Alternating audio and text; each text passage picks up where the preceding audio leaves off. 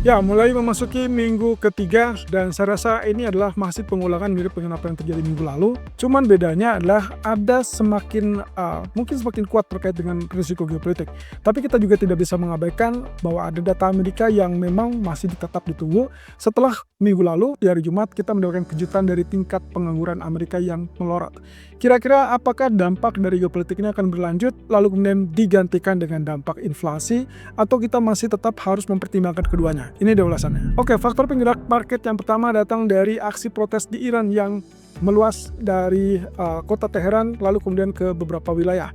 Dan akhirnya ini memicu juga terkait dengan potensi intervensi dari Amerika yang memang dalam 1 minggu terakhir kita sudah lihat Trump selalu menekankan terkait dengan ancaman bahwa Amerika bisa menyerang Iran kalau seandainya pemerintahan Teheran itu melakukan tindakan yang semena-mena terhadap demonstran. Dan yang kedua datang dari Trump versus Powell, ya mungkin inilah jilid berikutnya yang di dalam kategori eskalasi yang sangat meningkat kaitannya dengan calon pengganti ketua Fed Jerome Powell. Tapi seperti yang pernah diancamkan oleh Trump beberapa waktu lalu bahwa kemungkinan dia akan mencari cara untuk membuat Powell mundur dan itu berarti konteksnya adalah mencari kesalahan. Dan ini kaitannya dengan renovasi gedung Federal Reserve yang beberapa waktu lalu sempat menjadi persinggungan antara Trump dan Powell saat melakukan wawancara. Nah, kita akan lihat ke depan apakah ini akan terus bergulir atau tidak karena Powell memberikan testimoni bahwa sudah ada panggilan dari pihak pengadilan dan ini sepertinya lebih bersifat politis untuk menekan dirinya yang semakin hari semakin meningkat untuk keluar dari Federal Reserve. Nah, kemudian yang ketiga ini kaitannya dengan pemilu cepat yang diusulkan oleh Perdana Menteri Jepang Takaichi. Sepertinya mencoba untuk mencari aman, tapi posisi ini juga kemungkinan juga bisa mengkhawatirkan ya kaitannya dengan posisi dia yang terancam bisa saja keluar bukan lagi Perdana Menteri dan bahkan sangat mungkin untuk diganti kembali. Oke, kita lihat dari unjuk rasa Iran yang ternyata semakin meluas dan saat ini bisa dikategorikan sudah mulai meningkat kepada eskalasi yang dikhawatirkan akan memicu tindakan dari Amerika kepada Iran. Walaupun demikian, kita belum melihat ada indikasi bahwa Amerika sudah melakukan pemindahan pasukan. Ini kaitannya dengan Pentagon. Kalau kita melihat dari apa yang pernah terjadi sepanjang 1 atau 2 minggu sebelum mereka menyerang Venezuela, ada indikasi bahwa Amerika memindahkan pasukannya ke kisaran Laut Karibia dan memantau lebih lanjut Venezuela. Nah, tanda-tanda itu akan kita coba tengok apakah itu juga terindikasi untuk mengerahkan pasukan ke Iran apa tidak. Sejauh ini menurut laporan Pentagon belum memindahkan pasukan mereka, so agak sedikit tenang karena memang tidak ada rencana untuk terjadinya semacam serangan dalam waktu dekat. Tapi kita lihat ya, briefing sudah dilakukan, briefing sedang dilakukan antara Menteri Pertahanan juga kemudian Kepala Staf ataupun Ketua Kepala Staf Gabungan dan juga Presiden Trump. Nah, ini kaitannya dengan apa yang akan dilakukan, termasuk pertimbangannya adalah terkait dengan sanksi, alat cyber, dan juga terkait dengan serangan militer yang akan diluncurkan. Tapi harapannya ini adalah masih pembahasan tahap awal, sehingga tidak diharapkan ada keputusan akhir di minggu ini. Kalau memang ternyata sudah ada keputusan yang kategorinya adalah akan ditindaklanjuti, maka hati-hati, disitulah sinyal bahwa mungkin saja serangan terhadap Iran akan segera terwujud. Di sisi lain, kita juga jangan lupakan bahwa ada ancaman balik dari Iran yang mengatakan bahwa mereka siap untuk melakukan serangan balasan kepada Amerika atau fasilitas yang dimiliki Amerika di Timur Tengah, kemudian juga terhadap Israel.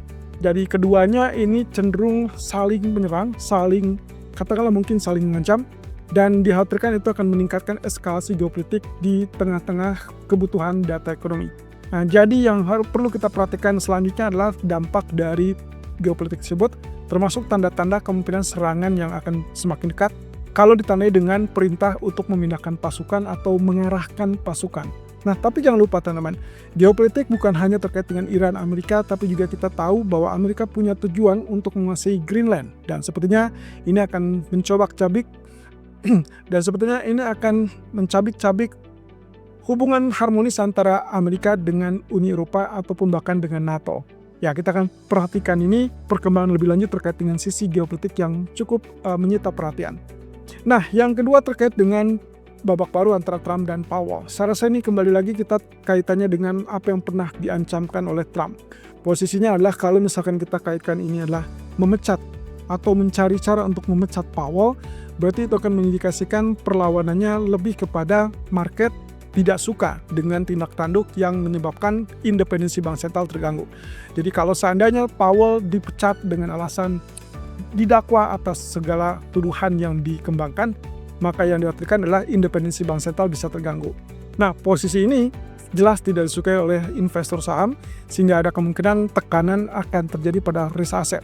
Padahal beberapa waktu lalu kita sudah sempat melihat ada tindakan ataupun pengumuman dari Trump yang notabene disambut baik oleh pasar saham Amerika. Nah, kita tinggal tunggu ke depan, karena ini akan ada pengumuman juga terkait dengan siapa ketua Fed yang dipilih oleh Trump. Dan menurut agenda yang saya baca, kemungkinan akan diumumkan di pertengahan ataupun di menjelang akhir Januari. Nah, kalau misalkan seandainya terjadi penentangan, katakanlah mungkin ada perdebatan di Senat untuk tidak merestui calon anggota baru termasuk juga calon ketua Fed yang baru, maka kemungkinan itu akan ditunda.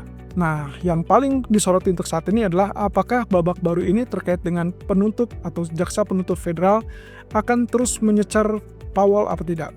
Yang jelas, independensi bank sentral yang terganggu itu akan menyebabkan volatility ataupun gejolak di pasar keuangan global, dan ini kaitannya dengan ketidakpastian kepemimpinan. Oke, yang terakhir kita bicara tentang snap election ataupun pemilu mendadak. Sepertinya Takaichi agak sedikit gerah dengan komposisi yang ada, sehingga kemungkinan dalam waktu dekat dia menargetkan untuk ditargetkan untuk membubarkan DPR, dan kelihatannya itu berarti kurang lebih di tanggal 23 Januari ya. Dan nantinya akan memberikan waktu untuk dia melakukan pemilu cepat atau pemilu dadakan tersebut di sekitar pertengahan Februari. Nah, konklusinya di sini adalah kaitannya dengan apa yang akan dia lakukan, apa yang coba dia dorong, yaitu kaitannya dengan kebijakan fiskal longgar. Dan lagi-lagi, pemerintahan Takaichi mencoba meyakinkan bahwa apa yang dilakukannya itu adalah untuk memastikan bahwa rumah tangga itu mendapatkan atau merasakan manfaat yang lebih optimal dari kebijakan ekonomi ataupun langkah-langkah stimulus fiskal yang sedang dilakukannya. Jadi, tujuan utamanya adalah membangkitkan konsumsi domestik, dan tentunya sambil juga mereka melakukan mengendalikan inflasi atau pengendalian inflasi. Nah, otomatis ini harus ada kondisi di mana kerjasama antara pemerintah Takaichi dengan BOJ atau Bank Sentral dalam hal ini adalah mengatur supaya inflasi tetap terkendali sehingga mereka tetap dalam jalur kenaikan suku bunga, sementara pemerintah sendiri itu fokus dengan meningkatkan produksi ataupun konsumsi domestik. Nah, jangan lupa kalau misalkan ini terjadi, sebetulnya ini harusnya dampaknya penguatan yen. Tapi kita tahu dalam kebijakan fiskal yang longgar justru akan mengancam dan akhirnya membuat mata uang relatif lebih lemah. So, apakah kita akan melihat ada gejala baru terkait dengan penguatan yen disertai juga dengan kondusifnya ataupun kenaikan dari pasar saham? Tentunya kalau misalkan kita bicara tentang kebijakan yang berbeda antara pemerintah ataupun bahkan bank sentral, harusnya normalnya itu adalah salah satu akan mengalah. Tapi untuk saat ini BOJ sudah terang-terangan mereka akan tetap dalam jalur kenaikan suku bunga ataupun pengetatan kebijakan. Nah, di sisi lain untuk minggu ini fokusnya bukan lagi terkait dengan data ekonomi saja, tapi juga tetap dalam koridor geopolitik. Dan kita masih tetap harus memastikan apakah nanti akan terjadi serangan tersebut apa tidak. Ini kaitannya dengan Iran, Amerika, ataupun Amerika-Iran, ataupun bahkan melibatkan Israel.